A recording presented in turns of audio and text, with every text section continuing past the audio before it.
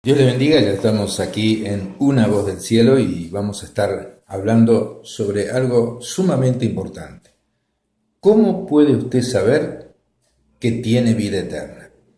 ¿Cómo puede saber que usted al morir va a ir al cielo directamente? En otras palabras, ¿cómo puede usted saber que es salvo? Entonces, el que ha creído en el Señor Jesucristo para ser salvo, puede y debe estar seguro de su salvación. Una vez hecha la entrega de la vida a Jesús y de recibir el nuevo nacimiento, una persona puede tener tal vez dudas sobre lo que ha hecho, tal vez esperaba tener una experiencia mística espectacular, pero nada de eso sucedió. Pensaba que ya no lucharía o no tendría que luchar contra su tendencia al pecado, pero sigue. Y entonces tal vez encuentre personas que no le crean la experiencia que ha tenido, otras personas que crean que ha cambiado de religión y se burlen. Entonces puede esa persona tender a desanimarse y pensar realmente, ¿soy salvo? ¿No soy salvo? Pero vamos a ver qué dice la palabra de Dios. Entonces vamos a tratar de ilustrar a través de preguntas. ¿Cómo puede saber que ha clamado a Dios por la salvación y que es en verdad salvo? Que tiene la vida eterna. Entonces vamos a hacer una pregunta. ¿La Biblia es la palabra de Dios? Bueno, la respuesta está en la misma Biblia. Dice, toda la escritura es inspirada por Dios. 2 Timoteo 3:16. Toda la escritura es inspirada por Dios y es útil para enseñarnos lo que es verdad y para hacernos ver lo que está mal en nuestra vida. Nos corrige cuando estamos equivocados y nos enseña a hacer lo correcto. O sea, la escritura, lo que dice la Biblia, es todo palabra de Dios. Ahora, ¿cumple Dios con su palabra? Eso es otra pregunta que podemos hacernos, y el Señor Jesús en Mateo 5:18 dice, les digo la verdad que hasta que desaparezcan el cielo y la tierra, no desaparecerá ni el más mínimo detalle de la ley de Dios hasta que su propósito se cumpla. Esa es la nueva traducción viviente que estoy leyendo, la palabra de Dios, en Mateo 5:18. Va a cumplirse la palabra de Dios. Entonces Dios cumple su palabra. ¿Ha prometido Dios salvar a los que claman a Él? Bueno, vamos a tener la respuesta en Romanos 10:13. Dice, todo aquel en que invoque el nombre del Señor será salvo. Tendrá la salvación. Entonces hay que creer la palabra de Dios. Otra pregunta es, ¿salvará Dios al pecador que cree en el Señor Jesucristo?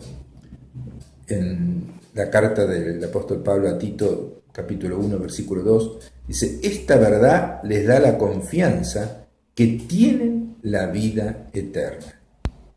Que tienen la vida eterna, la cual Dios, quien no miente, les prometió antes de que comenzara el mundo. ¿Qué le parece? En la carta a Tito, capítulo 1, versículo 2. Y Hebreos 10:23 dice, mantengámonos firmes, sin titubear en la esperanza que afirmamos, porque se puede confiar en que Dios cumplirá su promesa.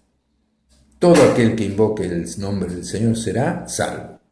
¿Y qué es invocar el nombre del Señor? Es decir, Señor, perdóname de mis pecados, sálvame, quiero ir al cielo.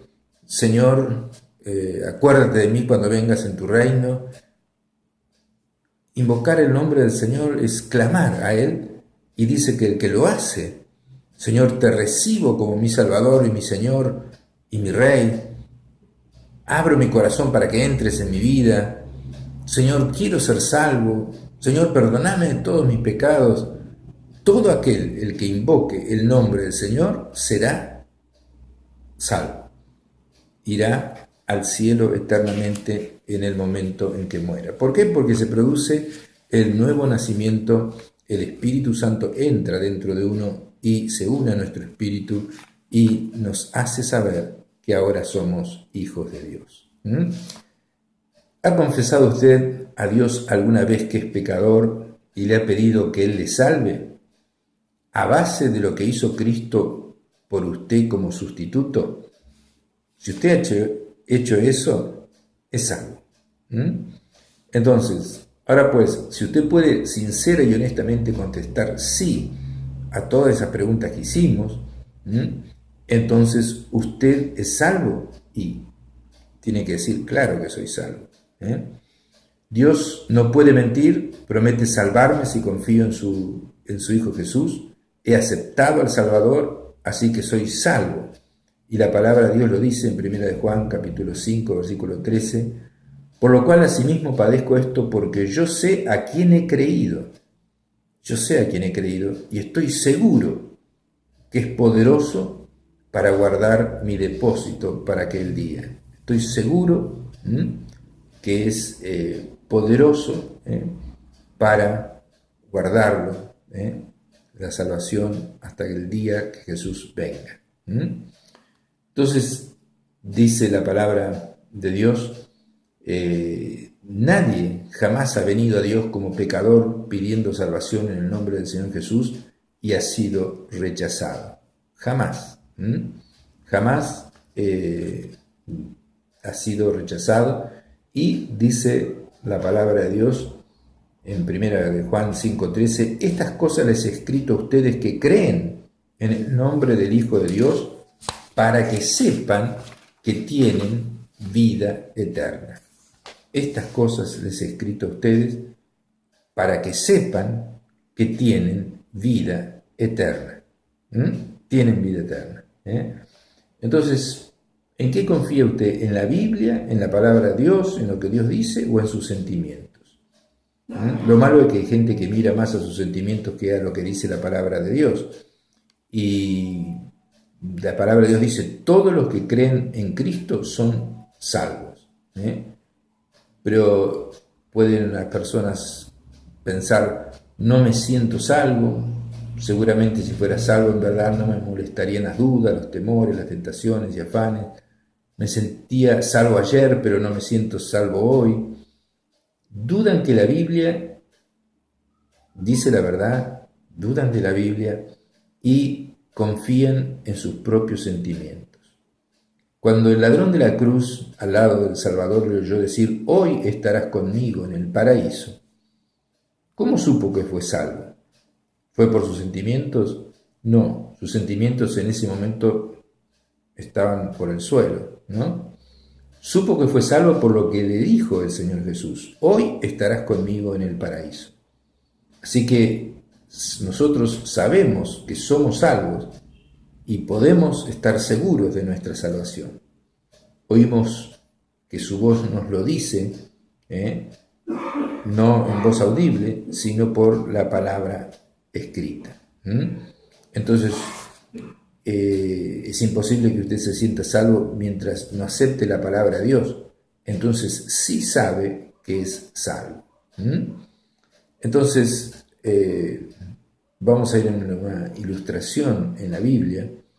En los tiempos del Antiguo Testamento, cuando Dios se resolvió a redimir a la nación de Israel de su esclavitud en Egipto, envió a Moisés como embajador suyo, porque Faraón rehusó obedecer a Moisés.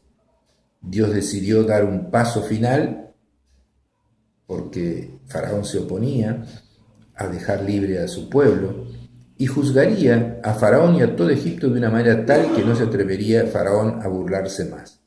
En una noche señalada, Dios mandaría un ángel a matar a todo varón primogénito de Egipto. Fue provista, sin embargo, una manera de escapar. El ángel del juicio pasaría por alto cualquier casa que tomaría las medidas sencillas de la salvación que explicara Dios. Eso está en Éxodo capítulo 12.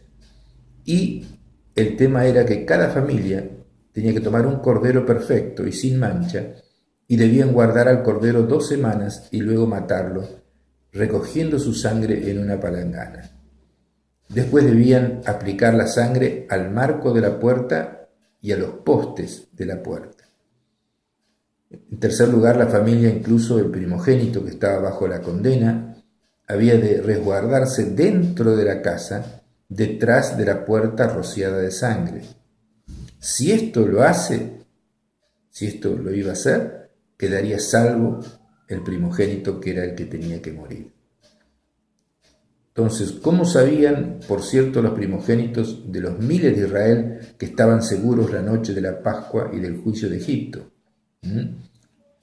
Estaban seguros porque la sangre del cordero estaba en la puerta, en el dintel y en los postes.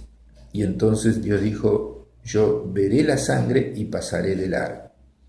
Esa es la sangre de Jesucristo que nos limpia de todo pecado.